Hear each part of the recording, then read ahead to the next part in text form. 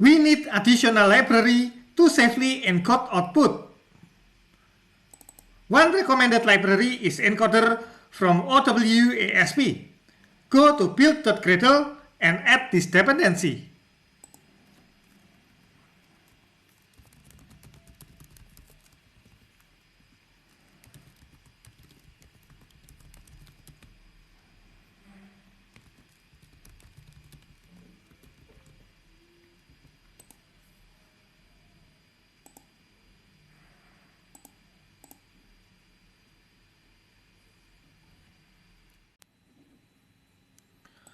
Open XSS Simple Safe API.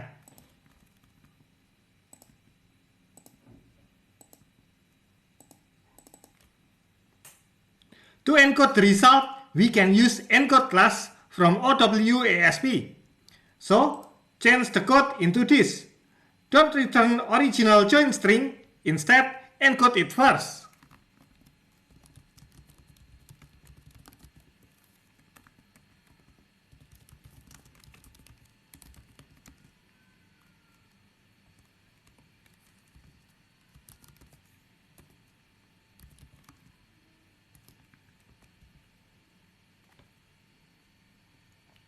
Also, remove the validation pattern.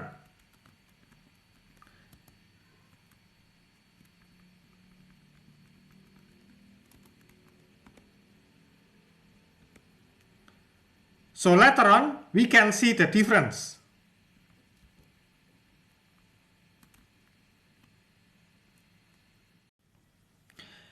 So what is encode actually? It is easier to see it. Open Postman on the XSS danger greeting endpoint and execute using some dangerous string. Notice the output, the characters stay as is, which will cause the script executed by browser. Now, see the XSS safe greeting endpoint and execute using same dangerous string.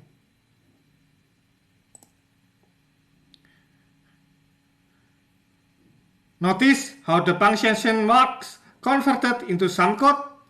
This code will be recognized by browser and rendered as character they represent. So this will display the script as if it is a regular text, but never executed. Let's see it in action. Copy greetingdanger.html into greetingsafe.html. Then we will need to adjust the endpoint into safe endpoint.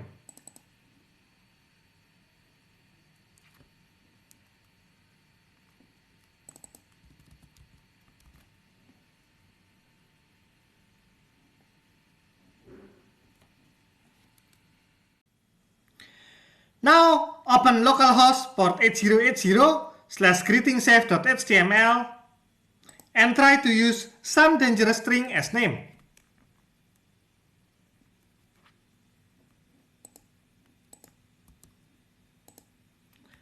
Notice that the dangerous string printed in browser, but it is just regular text, no alert pop-up. The same way happened on the React. Open the greeting safe page and use the same string. Here, you will also see the dangerous string written back, but no alert. By default, Spring will give content type on response, which is text plain for string and application JSON if we return some Java class. Before we do any code, let's see what Spring already did. Open Postman on XSS danger endpoint or safe endpoint. Does not matter at this case because Spring by default will add content type to each API response header. Execute the greeting endpoint and check the response header, where we will see the content type is TextPlain. On the other hand, if we hit the article search endpoint,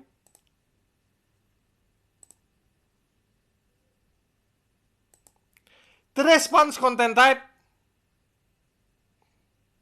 is application JSON, since we return class from API.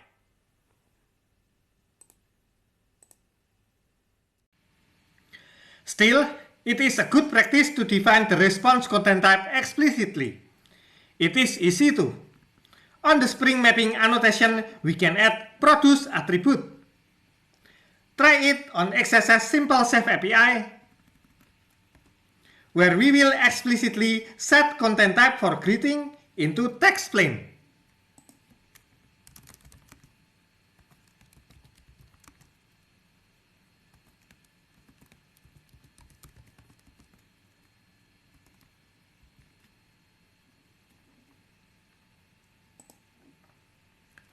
On the XSS article save API, we will set the produce on search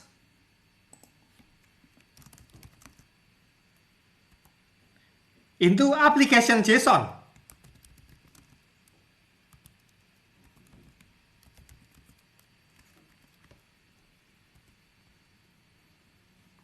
If you try this again on Postman, you will see as if nothing changed. So, we will explicitly set the create endpoint into producing markdown value.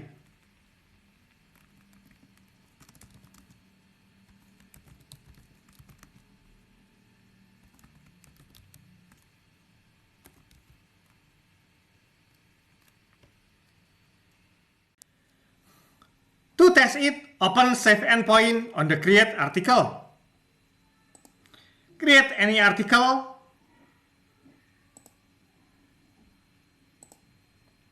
and examine the content type response header, where we will see that the response content type now is markdown, as we defined on the API.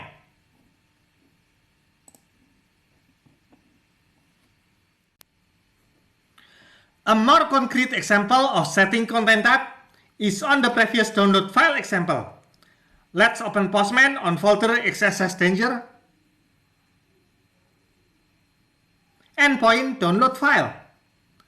Execute it.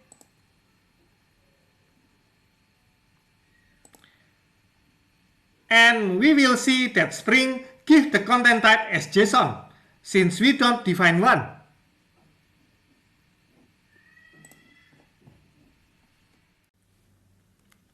A sample case is when we develop some kind of content management system. The simplified use case is like this.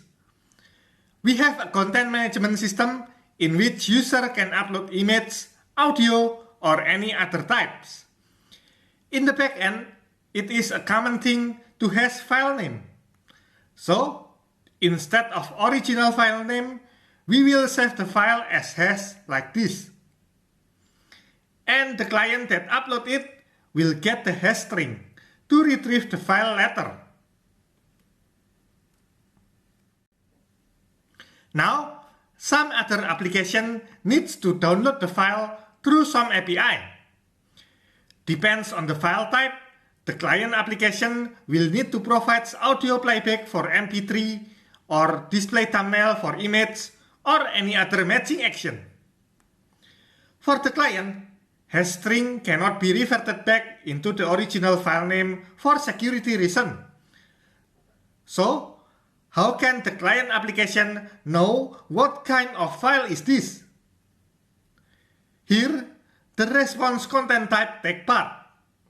Based on the response content type, client application can choose the correct action for the file.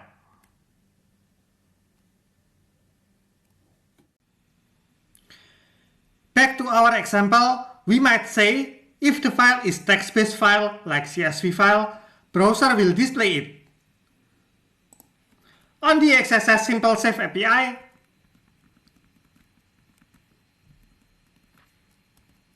we need to determine content type. But how? We cannot just hard-coded the content type on produce attribute, since the file type can be any type.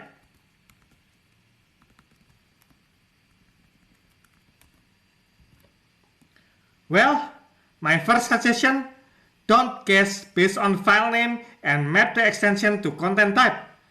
There are proper library for doing this. So head back to build.gradle and import Apache Tika.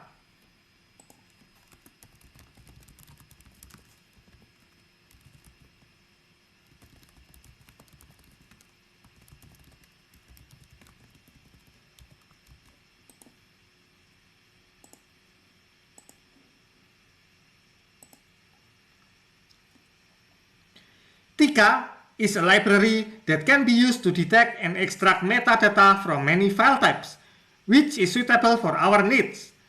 Now determine content type by using Tika. First, we need Tika instance.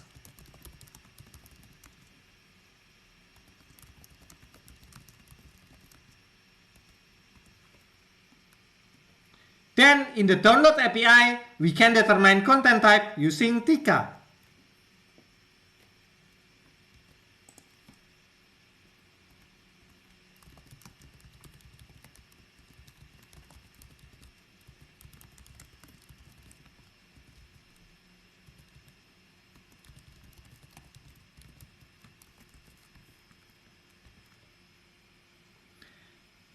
Now, we need to define fallback if Tika failed to determine the content type.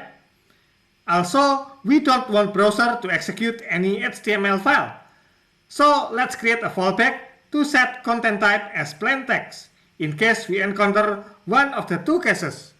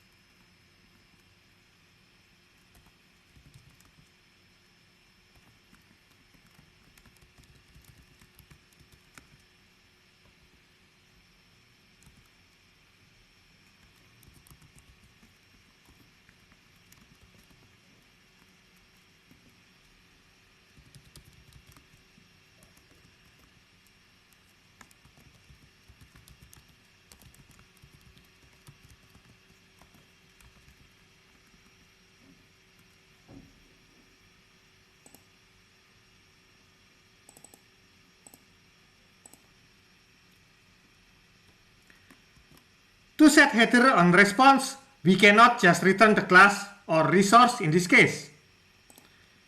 We need to wrap it on Spring response entity like this.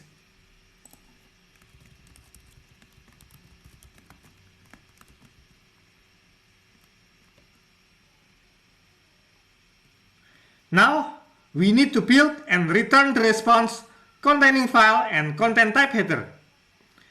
To get the correct content type header, we can use Spring Media Type class and determine content type from Tika.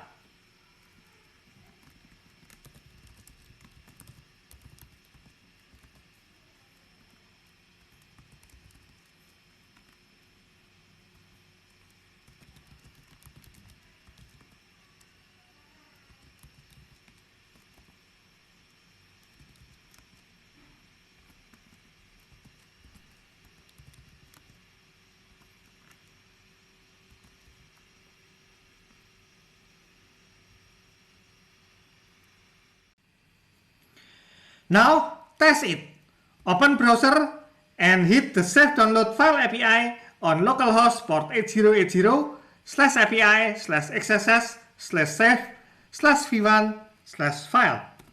Tika will determine that the file is actually an HTML file and go to fallback if block, setting the response content type as plain text. So the browser will treat this file as plain text, no scripts executed. We can also open Postman on XSS save folder, execute the download file endpoint, and we will see that response header content type now is text plain.